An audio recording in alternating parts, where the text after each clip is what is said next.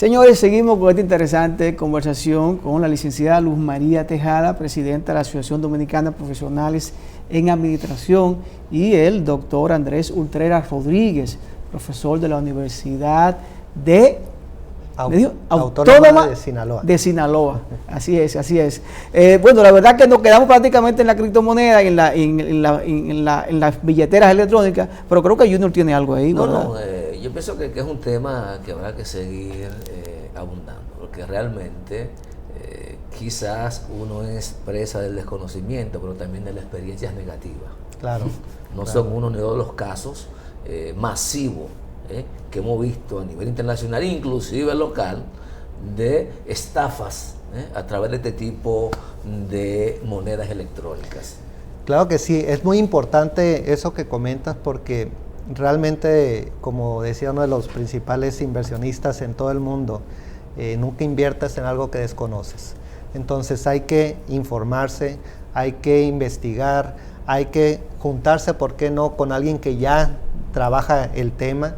Y esa es la invitación, ¿no? Porque a final de cuentas muchas veces nos creamos ese mundo de temores porque precisamente desconocemos. ¿Por qué sucede en ocasiones de que pues perdemos dinero? Pues precisamente porque no investigamos, porque nos decidimos a tomar ahora sí la decisión de invertir y resulta que desconocíamos bastante del tema. Hay ahorita incluso algunas aplicaciones que podemos descargarlas y que nos dan dinero ficticio, vamos a llamarlo así, donde nosotros podemos experimentar ahora sí, vivir lo que es la inversión sin correr el riesgo, precisamente para entrenarnos, y cuando ya estemos preparados y que veamos que con ese dinero ficticio ya estamos ganando dinero, quiere decir que probablemente ya estamos listos para hacerlo con nuestro dinero real, ¿no? Pero sin ponernos en riesgo. México, ¿qué tanto avanza? Ya sabemos que hay, como usted dice, estamos entrando a los niveles de conocimiento, aunque hace tiempo estamos hablando de monedas electrónicas, claro, y sabemos que hay ausencia de regulación, pero a pesar de eso, hay países, hay personas, no vamos a hablar de países, hay personas que se arriesgan, invierten y hacen comercio. En México, no solo en Sinaloa o Mazatlán, ¿cómo ha ido evolucionando el mercado de la criptomoneda? Bueno, algo interesante ahí, pues es que cada vez estamos dándonos cuenta que hay más ciudades, hay más estados que ya incluso cuentan con cajeros automáticos en las diferentes ciudades, y eso nos da una señal inequívoca de que va a ir permeando cada vez más en en cada uno de los rincones de México, ¿no? Antes lo veíamos. Bueno, a mí me tocó cuando recién inicié en este tema, pues ver que en Colombia ya había algunos cajeros, pero por ejemplo en el mes de octubre que estuvimos en el Congreso, en un Congreso Internacional de Administración, pues lo primero que incluso lo cuento a manera de broma, llegué y a un ladito del hotel estaba un cajero automático de Bitcoin. Y lo primero que hice fue tomarle una foto y se la mandé a mi esposa. Entonces me decía, oye, pues en vez de mandarme una foto tuya llegando a Acapulco, me mandas de un cajero Bitcoin, ¿no? Pero bueno, a mí me dio agrado, porque realmente esto nos está permitiendo cada vez meternos en un mundo que pues está desconocido, pero que realmente no es nuevo, ¿no? El Bitcoin arrancó como un huracán, más de 5 puntos. Resulta que con el tiempo el Bitcoin ha ido perdiendo valor. No sé si se ha recuperado. No sé, ¿cuáles elementos influyen para que una criptomoneda sea fuerte o sea débil? Bueno, eso depende también de nosotros. Y todo tiene que ver con el miedo, de los que estamos inmersos en eso. Quienes ya decidimos comprar la primer fracción de Bitcoin, somos los que armamos esto. Pero aquí, por ejemplo, lo que menciona, o sea, ¿cómo es que vamos haciendo crecer esto? Porque nos entra todo es parte del temor que tenemos. Pero si yo, por ejemplo, ¿qué es lo que debo hacer? Entender los ciclos. Esa es la parte donde, si yo logro entender los ciclos que ha tenido Bitcoin desde su nacimiento a la fecha, puedo darme cuenta que tiene fases. Son fases que, por ejemplo, llamamos acumulación, se le llama subida y luego bajada. Si analizamos desde el inicio, ha tenido un ascenso permanente Bitcoin, con subidas y bajadas, pero cuando inicia, sube, y cuando llega a bajar, no ha bajado nunca más allá del anterior.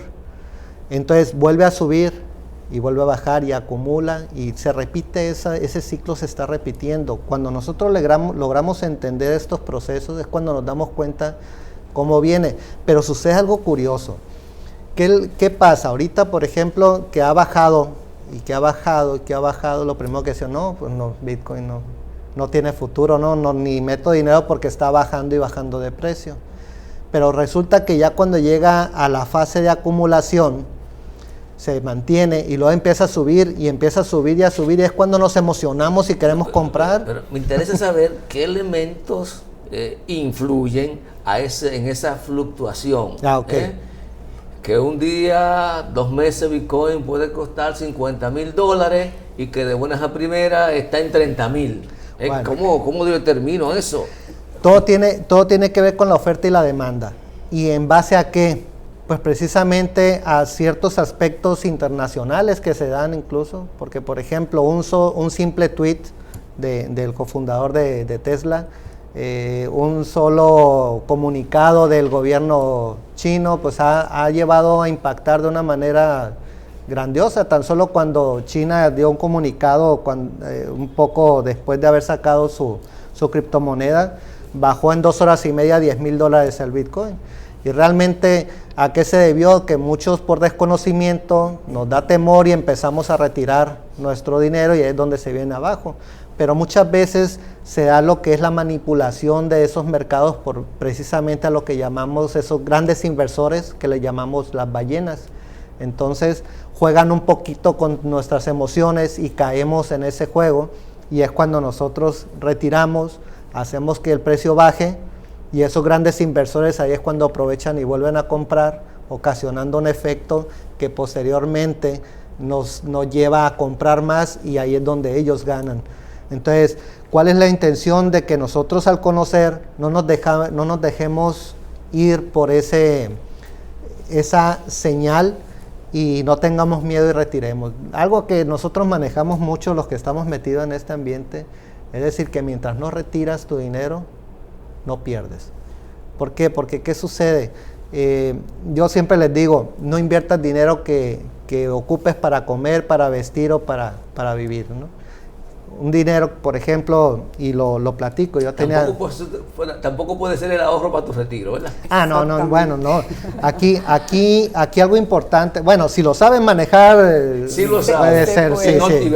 Puede ser una buena inversión. Sí, claro. Pero aquí lo importante es aprender precisamente esos ciclos para poder ahora sí generar recursos. Si no aprendes, si no sabes cómo interpretar ese mercado financiero, hay herramientas para hacerlo. Una de ellas es las velas japonesas, y ahí es donde tú puedes interpretar y poder tomar decisiones, ¿no? Yo en 2020, en plenas fechas de pandemia, en septiembre me tocó impartir una conferencia, estaba en $13,000 aproximadamente el Bitcoin. Les gustó la conferencia, me invitaron a un congreso donde ellos mismos, al 30 de noviembre di ese mismo tema, ya estaba en 16,000, y yo les comentaba en esa ocasión que había una proyección de que fin de año iba a estar en $30,000, y sucedió que subió hasta 32,000, de tal manera que quienes arriesgaron, vamos a llamarlo un riesgo, quienes arriesgaron de un mes a otro duplicaron su dinero. Luz María, habla un poquito más de la Asociación de Profesionales de Administración. Tiene incidencia en toda la geografía nacional, la componen profesionales de diferentes universidades, de diferentes áreas de la administración, porque hay especialidades. ¿Cómo ustedes se manejan? Y el primer congreso internacional que hacen, ¿verdad? Pues ya han hecho otros congresos no internacionales. Esos congresos regularmente vienen invitados de otros países, hay conferencistas nacionales. ¿Cuáles temas regularmente abordan? Sí. Efectivamente, la asociación está compuesta principalmente por los licenciados y licenciadas en administración de empresa, en mercadeo, negocios, y pueden formar parte de la misma todos los profesionales que tengan maestría o doctorado en una de las áreas afines que tiene que ver esta carrera mencionada anteriormente. De modo que sí, a pesar de que yo llegué cuando tenía desde que era estudiante, después del sexto semestre ya tú puedes formar parte de la misma. Realmente esto aglutina a los egresados y estudiantes de término de todas las universidades de acá del país, sin importar su clase social, sin importar un partido político o una religión, o sea, somos muy abiertos. En 49 años que tenía de fundada cuando yo llego a presidir, porque he ocupado distintas posiciones en ella, entonces es cuando iniciamos y nos propusimos, dentro de la oferta que hacíamos cuando estábamos en la campaña para la presidencia, era que íbamos a hacer el primer simposio internacional de ADOPA, y lo realizamos el año pasado, en 2022, donde la sede principal fue la Universidad Tecnológica de Santiago UTESA. Luego, el siguiente paso fue hacer el primer congreso internacional, y es cuando lo hacemos ahora con el 51 aniversario. Efectivamente, participan conferencistas nacionales e internacionales. El año pasado tuvimos al doctor y magistrado Wilson Gómez, quien es el actual presidente del Instituto Duartiano. Él fue uno de los expositores principales nuestros. Estuvimos a la actual vicedecana de la Facultad de Ciencias Económicas y Sociales, a Maribel Lorenzo, también como conferencista nacional, para mencionar algunos de los que tenemos. Tenemos también como conferencista nacional, pues tuvimos a la doctora Teodora Castro, tuvimos también lo que es la vicedecana y decana de la Facultad de la UNFO, de las Ciencias Económicas de allá, de la UNFO, y por el lado de los internacionales, pues hemos tenido desde el presidente de la Organización Latinoamericana de Administradores, OLA, hasta los presidentes de cada una de las organizaciones, y tomando en consideración que para el año pasado tuvimos solamente un rector que es de la Universidad, se me fue el nombre de México, de la Universidad de... No de Mazatlán, se me fue. Bueno, le digo el nombre. Pues. Lo cual es que, siguiendo en ese mismo orden, en esta ocasión, pues nos propusimos abrir más el abanico. Entonces, donde tenemos representantes de 5 universidades distintas, siendo la figura principal el magnífico rector y fundador de la Universidad del Norte de Tamaulipas, lo que es la UNT, el doctor Francisco Chavira. Uno de los platos fuertes que tuvimos en este primer congreso internacional, pues fue la presencia y la ponencia de este doctor, donde uno de los principales temas que se abordó es el emprendimiento. El éxito de uno poder tener un emprendimiento, iniciar con unos recursos muy pocos y tú poder convertirte en lo que es un emporio, porque la Universidad del Norte de Tamaulipas pues comenzó como es realmente la Universidad Tecnológica de Santiago UTESA, que comenzó en una casona, algo bien simple en Santiago, creada por el doctor Priamo, que en paz descanse, y esta misma temática pues también tiene lo que es la UNT.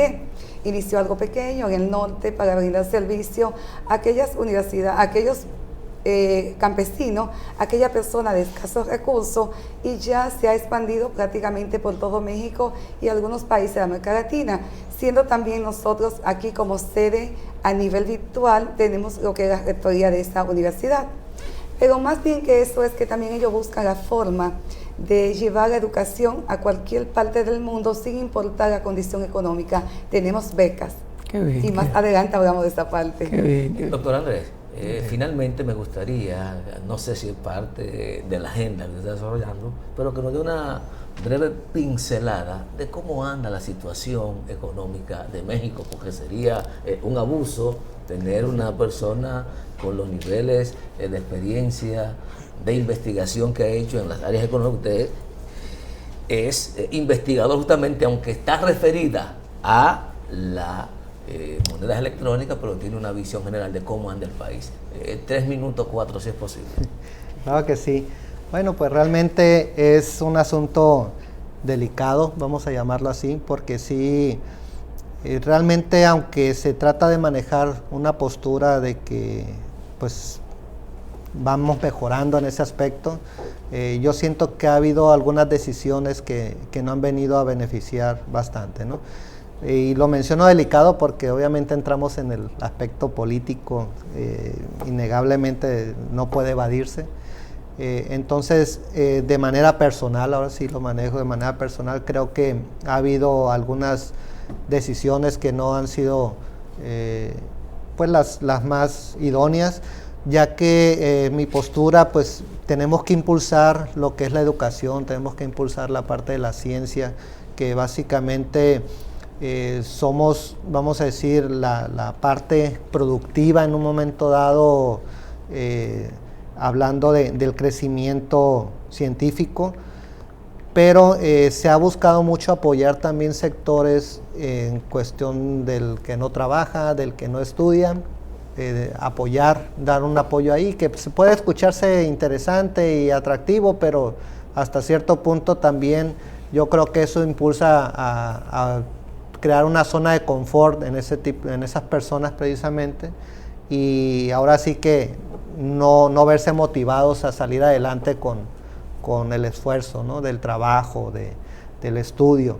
Esa es la parte que siento. Ahora, por parte de los adultos mayores, se les ha estado dando un beneficio muy importante, y eso mantiene muy contentos a los adultos mayores.